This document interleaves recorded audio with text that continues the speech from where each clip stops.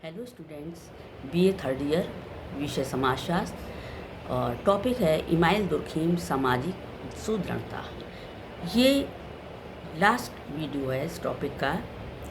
यांत्रिक एवं सावयवी एकता में अंतर क्या है, इसको मैं पॉइंट्स वाइज बता रही हूँ। नंबर 1, यांत्रिक एकता क्या होती है कि व्यक्ति को बिना किसी मध्यस्थ के समाज से सीधे जोड़ती है, और सावयवी एकता में क्या होता है, मध्यस्थ के द्वारा जोड़ा जाता है, क्योंकि ये एक दूसरे से निर्भर होकर के किसी भी कार्य को पूर्ण कर पाते हैं। दूसरा है, यांत्रिक एकता समाज में सामूहिक रूप को प्रकट करती है,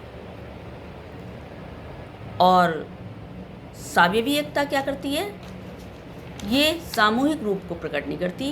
कार्यों की भिन्नता, इसमें कार्यों की भिन्नता और विशेषीकरण पाया जाता है, जो पारस्परिक संबंधों की एक निश्चित व्यवस्था को जन्म देता है। तीसरा, यांत्रिक एकता का आधार समाज में व्याप्त समानता है, तो सावयवी एकता का आधार भिन्नता और विशिष्टता है।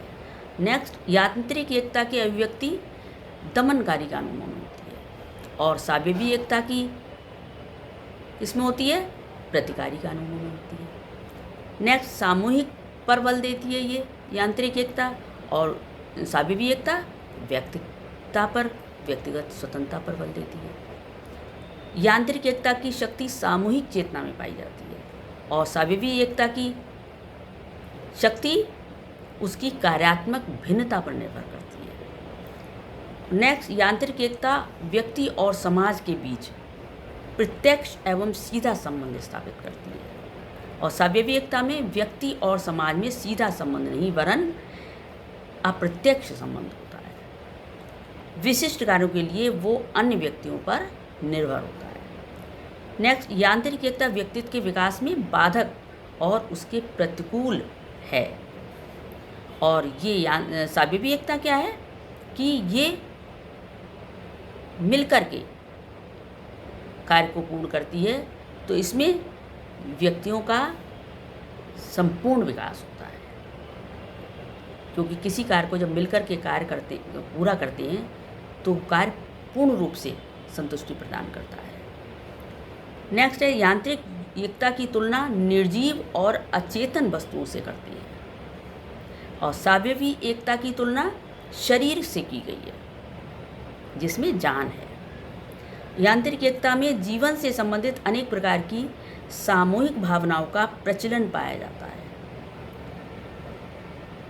सावयवी एकता में भावनाओं के स्थान पर नियमों को अधिक महत्व दिया जाता है। फिर है, यांत्रिक एकता में अपराध के स्वरूपों की संख्या अधिक होती है, और सावयवी एकता में अपराधों के प्रकारों की संख्या कम हो जाती है। नेक्स्ट, यांत्रिक एकता का संबंध खंडात्मक सामाजिक संरचना से है, और सावयवी एकता में संगठित संरचना पाई जाती है, सब लोग संगठन से कार्य करते हैं, मिलकर के काम करते हैं, इसलिए।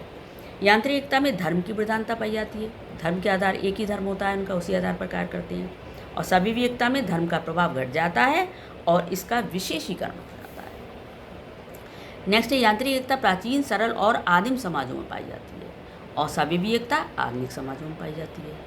यांत्रिक समाज में भेदभाव नहीं होता, सावयवी समाज में पर्याप्त विभेदीकरण पाया जाता है।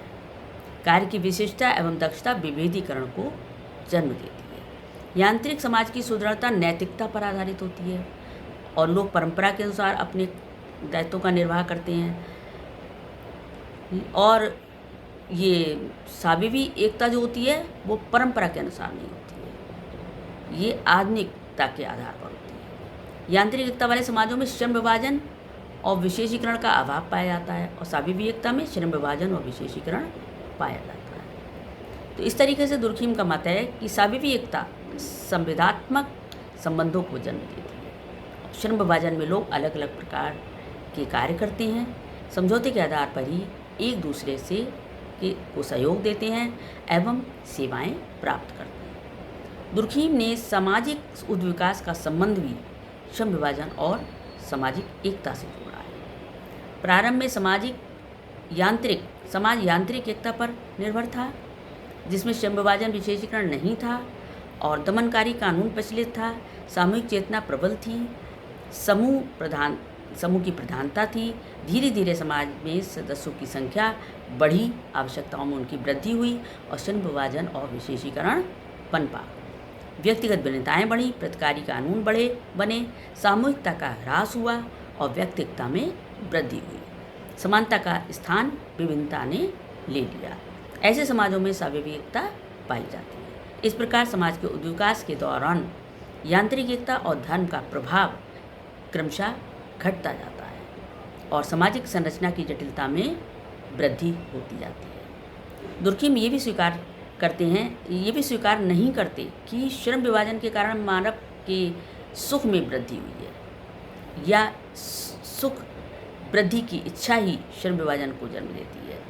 श्रम विभाजन एक सामाजिक तथ्य है और सुख की इच्छा एक मनोवैज्ञानिक तथ्य है, जिसका विश्लेषण मनोविज्ञान का कार्य है, समाजशास्त्र का नहीं। इस तरीके से आज ये टॉपिक आपका समाप्त होता है और नेक्स्ट वीडियो में नया टॉपिक स्टार्ट करूँगी। Thank you.